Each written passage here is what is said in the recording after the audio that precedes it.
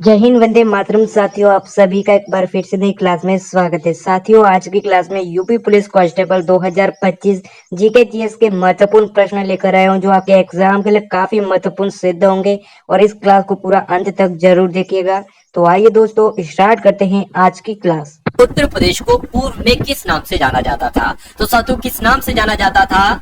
United province कह सकते हैं या संयुक्त प्रांत कह सकते हैं, इस नाम से जाना जाता था, जिनका भी आंसर यहाँ पर ऑप्शन नंबर बी तो बिल्कुल करेक्ट है। निम्नलिखित में से इत्र नगरी के नाम से साथियों कौन सा शहर जाना जाता है, मुझे बताइए। तो कन्नौज की जब हम बात करते हैं साथियों, कन्नौज को क्या कहा जाता है? कन्नौज को ही इत्र नगरी के नाम से जाना जाता है। उसके बाद देखिए, उत्तर प्रदेश का वर्तमान नाम कब पड़ा? ऑप्शन आपके सामने है। तो उत्तर प्रदेश का वर्तमान नाम साथियों कब पड़ा? 24 जनवरी 1950 को पड़ा। और उत्तर प्रदेश दिवस कब मनाया जाता है साथियों? 24 जनवरी को ही उत्तर प्रदेश दिवस भी मनाया जाता है।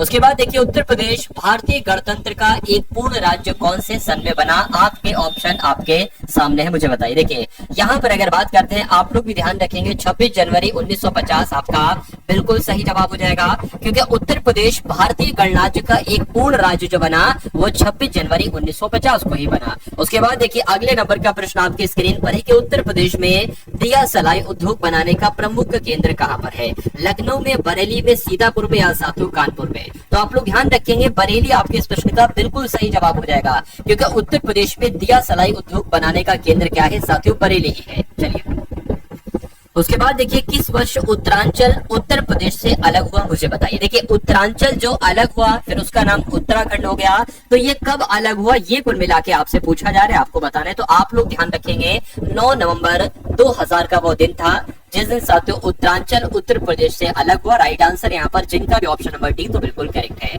उत्तर प्रदेश में सर्वाधिक प्रचलित लोक नृत्य निम्नलिखित में से कौन सा है, बताइए। आपके ऑप्शन आपके सामने। देखिए, यहाँ पर अगर बात करते हैं नौटंकी की, तो आप लोग ध्यान रखेंगे कि उत्तर प्रदेश में सर्वाधिक प्रचलित जो लोक नृत्य है वो कौन सा है? वो साथियों नौटंकी है।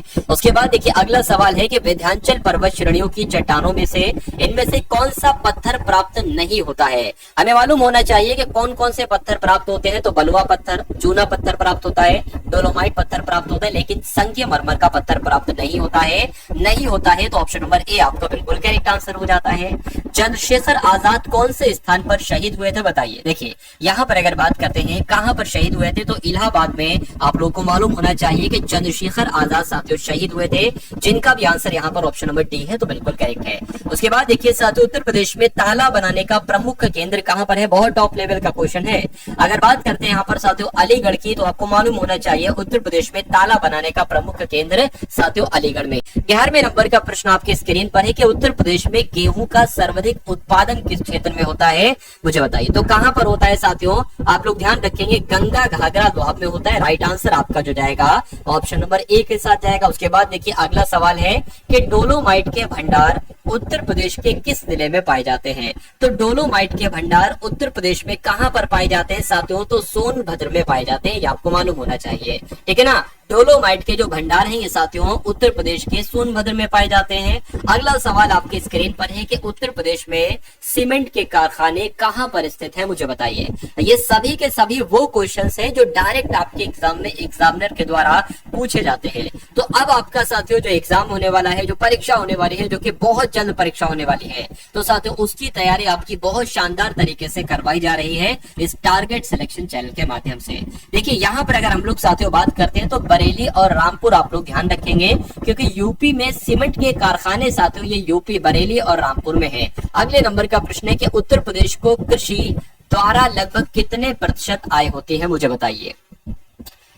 चलिए, तो कितनी होती है साथियों? 68% होती है। आंसर आपका जो जाएगा वो ऑप्शन नंबर बी के साथ जाएगा। उसके बाद देखिए, उत्तर प्रदेश के कुल क्षेत्रफल के कितने प्रतिशत पर रिकॉर्डेड वन है? तो कितने प्रतिशत पर रिकॉर्डेड वन है? मैं कहूंगा 6.15% पर रिकॉर्डेड वन है। आंसर आपका जाएगा सी के साथ। उसके बाद देखिए, अगले नंबर का सवाल आपके स्क्रीन पर है, ठीक है ना। उत्तर प्रदेश में साबुन बनाने का प्रमुख केंद्र साथियों ये कहां पर है? तो ये कहां पर है? ये कानपुर में ही, आपको मालूम होना चाहिए। आंसर आपका जो जाएगा वो ऑप्शन नंबर ए के साथ जाएगा। उसके बाद देखिए, अगला सवाल आपकी स्क्रीन पर है, उत्तर प्रदेश में कागज बनाने का प्रमुख केंद्र साथियों कहां पर है? तो ये तो साथियों सहारनपुर में। कहां पर है आप लोग ध्यान रखेंगे, ये सहारनपुर में है। उत्तर प्रदेश में कागज बनाने का प्रमुख केंद्र सहारनपुर में है। मैं कोशिश करूंगा साथियों कि आपको ये सभी सवाल इसी क्लास में तैयार हो जाए, ठीक है ना। तो अगर आपने साथियों यहाँ पर एंट्री की है और 18वें नंबर तक आपने सफर तय किया है तो पूरे 100 क्वेश्चंस को साथियों तैयार करके जाइएगा। मैं तो कहूंगा इनको खोल कर भी लिए, क्योंकि आपको क्वेश्चंस इन्हीं 100 क्वेश्चंस में से देखने को मिलेंगे।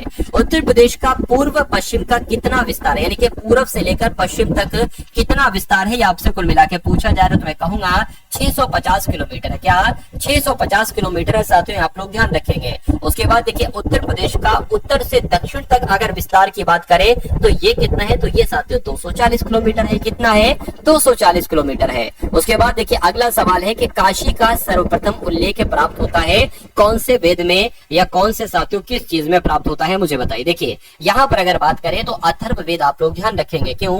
क्योंकि काशी का जो उल्लेख प्राप्त होता है बहुत बार साथियों वो अथर्ववेद में ही होता है, जिनका भी आंसर जो लोग भी यहाँ पर ऑप्शन नंबर ए के साथ बिल्कुल करेक्ट है। उत्तर प्रदेश में हीरा किस जिले से निकाला जाता है, मुझे बताइए।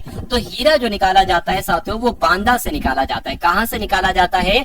वो बांदा से निकाला जाता है, आपको मालूम होना चाहिए। अगले नंबर का सवाल है कि उत्तर प्रदेश में हिंदुस्तान एल्यूमिनियम कॉर्पोरेशन के द्वारा एल्यूमिनियम कारखाना कहां पर स्थापित किया गया है? तो ये कहां पर स्थापित किया गया है साथियों? रेणुकूट में स्थापित किया गया है, ठीक है ना। हिंदुस्तान एल्यूमिनियम कॉर्पोरेशन द्वारा एल्यूमिनियम कारखाना जो किया गया है स्थापित, वो रेणुकूट में किया गया है। उत्तर प्रदेश में तांबा अयस्क निम्नलिखित में से किस क्षेत्र से प्राप्त होता है? तो तांबा अयस्क साथियों कहां से प्राप्त होता है, आप लोग ध्यान रखेंगे।